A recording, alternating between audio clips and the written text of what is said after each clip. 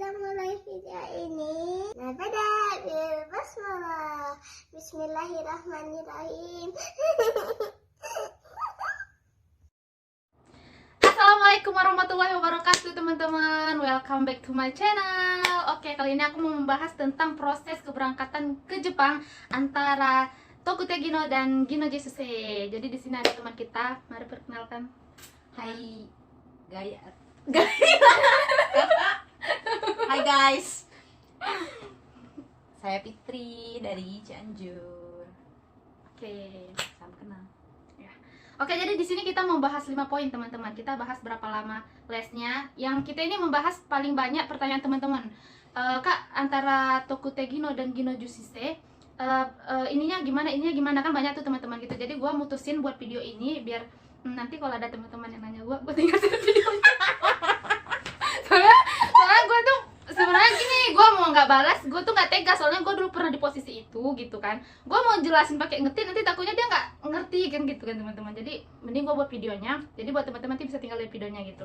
Oke, di sini yang mau kita bahas itu ada 5. Satu, berapa lama kita les. Yang kedua, berapa dana yang habis. Ketiga, apa syarat-syaratnya. Keempat, sampai ke Jepang gimana, pembekalannya gimana gitu. Dan sampai kelima, bagaimana tentang kebutuhan di Jepang. Soalnya antara Tokute Gino dengan Jisuse itu beda teman-teman. Jadi ada sisi positifnya, ada sisi negatifnya. Di Jisuse-nya juga ada sisi positifnya, ada sisi negatifnya kayak gitu teman-teman. Oke, masuk kita ke proses pertama. Ini tuh pertanyaan-pertanyaan yang paling banyak yang ditanya-tanya teman gitu. Berapa lama lesnya gitu. Mungkin yang mau pergi ke Jepang, mau kerja ke Jepang nih takut gitu ya kan, berapa lama nanti tapi nggak berangkat gitu ya kan teman-teman. Jadi oke, kita pertama kali kita tanya dulu yang Fitri, berapa lama lesnya? 1,5 tahun lah sekitar. 1,5 tahun. Kalau misalnya kami, kalau misalnya aku, kalau bisa Tokute Gino itu dia tergantung teman-teman, tergantung kita gimana belajarnya. Nah, jadi kalau misalnya kan kita bisa belajar dan dapat sertifikatnya 4 bulan kayak Novi tuh 4 bulan langsung dapat sertifikatnya, ya oke, bisa langsung lulus gitu. Nah, kebetulan gue karena ya gue suka main game, gue bukan anak yang suka belajar gitu. Jadi gue itu menghabiskan waktu 10 bulan untuk belajar bahasa Jepang teman-teman. Itu buat si Tokute Gino, si teman ini. Kalian ada berapa tadi? 1 tahun setengah. 1 tahun setengah. Gue jadi kalau untuk pembelajaran gue itu ada sekitar 8 bulan. Tapi kalau untuk pemberangkatan, mulai dari gue pertama kali masuk ke les sampai gue berangkat, sampai menunggu COE, menunggu corona segala macam, itu gue menghabiskan 1 tahun 10 bulan. Ya, lebih lama gue dong penungguannya daripada dia. Oke, masuk yang kedua, berapa dana yang habis? Berapa dana yang habis selama proses pembiayaan Anda berangkat ke Jepang, teman? 38 juta rupiah. 38 juta. Oke, dia menghabiskan dana 38 juta rupiah untuk membayar ke LPK. Itu kalau Jisuse. Kalau misalnya Tokute Gino, kebetulan Tokute Gino ini dia pisah mandiri teman-teman. Jadi sekali lagi kita garis bawahin, Tokute Gino ini pisah mandiri teman-teman. Jadi pisah mandirinya itu kita emang ngurus semua gitu. Kalaupun ada LPK, peran penting LPK itu adalah yang mengajari kita bahasa, yang mengurus berkas kita kayak gitu. Mungkin pemberkasan antara si accepting organization-nya ke kita gitu. Mungkin kan kita nggak ngerti bahasa Jepang gitu, jadi mereka ngurus itu. Jadi saya bayar ke LPK itu kalau untuk pengurusan ini hanya 7 juta. Karena kan saya kan semuanya kan urus sendiri kayak gitu. Tapi yang 7 juta ini pun sudah termasuk tes kesehatan, medical check up, udah termasuk, adalah nanti rincian. Kayaknya aku udah buat videonya deh sebelumnya. Pokoknya gue suka menghabiskan 7 juta. Bisa Murah. Iya murah, maunya lu murah. Ya murah, aku murah untuk bayar ke LPK. Tapi yang lain kan gue tanggung sendiri, kayak tiket pesawat, apa segala macam gue tanggung sendiri dong. Gue datang ke sini berapa lama, gue kan belum kerja tuh, untuk biaya awal gue tanggung sendiri, nggak dari LPK. Itu tuh langsung pinjam ke perusahaannya. Dan gue udah buat kan teman-teman videonya. Jadi kalau misalnya penasaran berapa gue menghabiskan videonya, boleh dilihat nanti videonya. Oke, masuk yang ketiga, syarat. Apa syarat-syarat bisa kerja ke Jepang dengan visa Gino Jisuse? Gue bingung deh, Gino Jisuse apa Jisuse sih? Gino Jisuse sama aja deh, sama aja kan, sama aja teman-teman. Jadi apa syaratnya bisa jadi ini, ambil visa Jisuse? Bisa magang teman-teman, bisa magang? Satu lulus SMA, Satu lulus SMA. tingkat sederajat lah. SMA sederajat lah, SMA SMK sederajat lah pokoknya. Terus kalau misalkan untuk JLPT Heeh. itu ada yang perlu, ada yang enggak. Kalau misalkan pabrik, teman-teman aku misalkan itu enggak terlalu butuh JLPT, maksudnya enggak lulus JLPT N4 juga udah ada tuh yang terbang ke Jepang. Jadi tergantung jurusannya ya gitu ya. Mungkin Tergantung kalau misalkan kalau di keperawatan, oh ya tadi belum dijelasin ya, kita sama-sama perawat, cuman beda pisah. Saya pisah Tokutegino, dia pisah ini Jisuse, pisah magang. Jadi magang itu kan banyak juga tuh jurusannya. Kalau misalnya magangnya untuk yang keperawatan membutuhkan sertifikat bahasa gitu kan. Kalau misalnya yang untuk kerjanya di magang di pabrik atau di mana lebih ke nggak membutuhkan kan. Oh gitu. Jadi minimal berapa sertifikat level bahasanya? Minimalnya levelnya N4. Oke, sama dong berarti. Kalau misalnya bisa Tokutegino itu syaratnya cuma 2 teman-teman. Yang pertama bahasa, skill bahasanya kita itu ada 2 sertifikat yang berlaku, yaitu JLPT N4 minimal N4 atau JFT Basic A2. Yang kedua adalah sertifikat jurusan. Jadi kalau misalnya karena saya jurusannya perawat, jadi jurusan sertifikat Kaigo. Jadi kalau untuk keperawatan itu sertifikatnya dia ada 2, yang keperawatnya, satu yang berbahasa Indonesia, satu yang berbahasa Jepang gitu. Jadi kalau misalnya kita punya 2 sertifikat ini, si jurusan sama si bahasa, kita bisa jadi mengambil Visa Tokutegino. Oke, masuk ke yang keempat, sampai ke Jepang bagaimana pembekalannya? Ini kan banyak teman-teman tuh nanya, Kak sampai ke Jepang ini kakak langsung kerja apa enggak, kayak gitu kan. Banyak kakak ada yang bilang pembekalan, ada yang bilang gini gitu. Jadi di Visa Tokutegino, sama Visa magang itu beda teman. Bagaimana kalau di pembekalan di ini? Kalau aku kan pas datang ke Jepang itu langsung karantina 17 hari. 17 hari. Terus Sampai ke Jepang kapan? bulan 1 tanggal 2. Sampai ke depan bulan 1 tanggal 2. Terus 17 hari 17 hari karantina. Berarti 17, 18, 19 hari mulai kerja. Enggak, langsung di sekolah dulu, di Sentra Sekolah. dulu. Pembekalannya. Pembekalan dulu. Sekolah dulu. Sekolah bahasa Jepangnya sama sekolah keperawatannya. Sampai berapa lama tuh? Sekitar 2 mingguan. Sekitar 2 mingguan. Abis itu langsung kerja. Enggak, pas datang ke perusahaan kan dari Tokyo, sentranya dari Tokyo, langsung pindah ke Aichi. Langsung pindah ke Aichi. Terus masuk ke perusahaan ya cuma diterangin dulu Dari suasananya. dari Tokyo, karantinanya di Tokyo. Mm-mm. Tokyo dari tanggal 2-nya sampai tanggal 19-nya masuk sekolahnya selama 2 minggu. Habis itu di bulan 2 lah ya kan, awal bulan 2 ke Aichi. Ke Aichi pindah. Awal bulan 2 di Aichi ngapain? Tengok-tengok perusahaan. Tengok-tengok perusahaan. Berapa lama? Sekitar 2 mingguan. 2 mingguan. Pengenalan lingkungan gitu. Pengenalan lingkungan. Habis itu Habis itu mulai kerjanya di bulan? mulai kerjanya di bulan 3-an. Di bulan 3-an. Itu pun masih didampingi sama si orang Jepang. Bulan 3 baru mulai kerja, mulai masuk ke rumah sakitnya. Jadi sekitar dari sampai ke Jepang ada sekitar 2 bulan lah ya baru mulai kerja. 2 bulanan. Kalau untuk magang teman-teman, jadi dia sampai ke Jepang ada sekitar 2 bulanan untuk berhenti sebentar, ya itu untuk belajar bahasanya ya, belajar bahasa Kaigo gitu, keperawatannya gitu.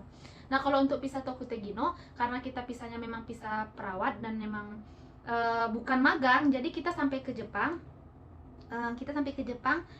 dijemput, terus langsung diantar ke tempat ke Apato. Kita karantinanya di Apato selama 14 hari. Habis 14 hari kita langsung masuk kerja. Itu perbedaan antara yang magang sama yang Visa Tokutegino. Jadi kita nggak ada pembekalan. Kalau Visa magang ada pembekalan gitu ya. Oke, masuk yang kelima, kebutuhan di Jepang. Bagaimana kebutuhan di Jepang? Jelas berbeda dong, karena kan mereka magang sementara kan Visa mandiri gitu kan. Kalau yang magang gimana? Kalau misalkan kebutuhan di Jepang, pas datang ke Jepang fasilitasnya semuanya udah dikasih. Apato, terus uang jaga-jaga pas karantina itu. Uang pegangan, ya, uang pegangan. Itu dikasih. Itu yang tadi kan ada tuh bayar uang apa kan, dananya habis ya kan, keberangkatan sekitar berapa tadi, 38 juta. 38 juta uang pegangan tadi di Jepang itu termasuk dari 38 juta? Maksudnya yang kita dikasih uang pegangan kita nggak bayar lagi sama mereka? Enggak, berarti memang dikasih uang pegangan berapa? Sekitar, Boleh tahu nggak nih, kan gitu kan nanya gitu kan berapa gitu kan. sekitar Namang. Namangan gitu.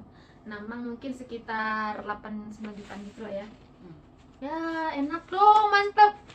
Terus kalau untuk fasilitas apa tuhnya? Kalau apa tuh semua isi-isinya udah disiapin. Alhamdulillah kan si saconya itu baik banget. Sabun. Wah, tisu, sabun, tisu, sampo udah disiapin sama mereka. peralatan masak, peralatan makan, Makan, meja makan semuanya ada. meja makan, tempat tidur, Hmm. peralatan masak, kulkas, dan sirenji semuanya ada lengkap. Semuanya lengkap. Oke guys, enak. Magang, semuanya lengkap. Diurusin. Alhamdulillah. Enak ya, mantap. Kalau misalnya Tokute Gino enggak teman-teman, karena kan kita pisahnya mandiri, jadi enggak sedetail itu. Kami itu sampai ke sini kan ada Apato, memang untuk awal pertama kali sampai ke Jepang itu memang kita dimasukkan ke Apato dan disediain tempat tidur, disediain kayak kulkas, dan sirenji, kompor segala macam disediain. Tapi kalau misalnya kayak untuk isi-isian Apatonya kita beli sendiri. Di awal itu ya dia cuman beliin kayak misalnya piring 2 biji untuk kita, kan gua berdua sama Novi, jadi piring 2 biji, gelas 2 biji, sendok ada 4 biji gitu. Jadi yang cuman untuk bisa makan tuh untuk awal gitu, jadi nggak banyak gitu. Jadi selebihnya kita isi sendiri gitu. Jadi mungkin karena cuman, dan kalau kita seadanya sih, misalnya kayak memang setiap bulan misalnya kayak ada yang kurang gitu kan, pingin apa gitu dibeliin juga sama mereka. Cuman nggak selengkap si anak magang ya. Anak magang tuh gua main ke Apato dia semuanya lengkap guys, kayak piring semua, gelas semua banyak isinya gitu ya. Kami juga alhamdulillah dikasih ada, cuman mungkin nggak selengkap mereka gitu. Yang selebihnya ini sih beli sendiri kalau kami. Mandiri ya bun ya. Iya, karena memang bisa mandiri. Cuman tetap tetap diurus. Jadi kita tiap bulan tuh tetap didatangin. Kalau kalian didatangin juga gitu sama ini Kumi Ai ya kalau anak magang? Aku nggak ditengok-tengok sama Kumi Ai sih, jarang ditengok. Jarang. Nggak tiap bulan muncul dia, nggak. Oh enggak. Nggak. Kalau kami justru malah tiap bulan gitu. Nah, enak sekali Anda. Enggak, itu Ban berawalnya gara-gara kan gua tuh bilang sebenarnya nggak ada perjanjian sih. Jadi ini semuanya teman-teman tergantung LPK.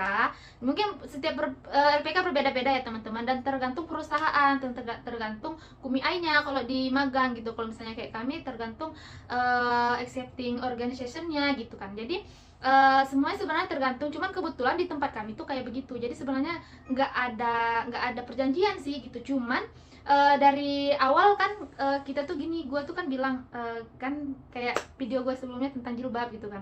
Jadi kan emang karena gue muslim kan banyak banget apanya kan peraturan gue tuh mau gue banyak gitu kan. Misalnya kayak gue nggak bisa nih makan daging yang dari kombini gitu. Gue maunya makan daging itu yang ada label halalnya gitu. Jadi berhubung karena gue mintanya kayak gitu, jadi si orang accepting organization-nya ini bilang ya udah nggak apa-apa, nanti tiap bulan kita nganterin ke toko halal kayak gitu. Nah awalnya itu awalnya, sebenarnya enggak sih. Sebenarnya kita tuh ada memang 3 bulan sekali dia datang, cuma minta tanda tangan doang, terus kayak nanya-nanya apa kurang gitu.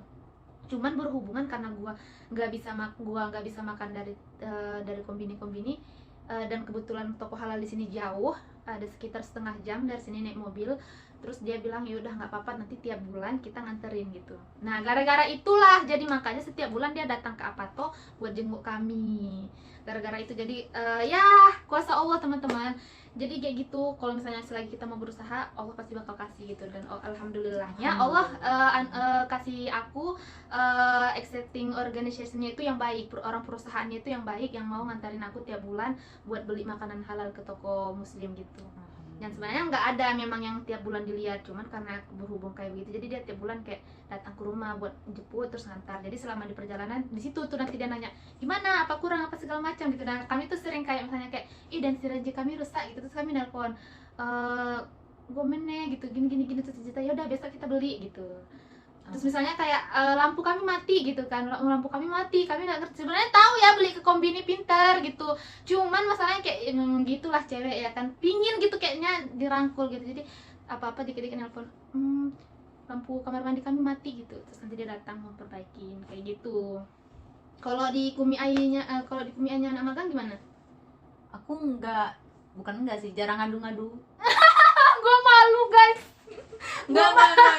Gue malu, kayaknya memang kami yang kemanjaan kali gitu, apa lampu mati nelpon apa segala macam nelpon gitu ya.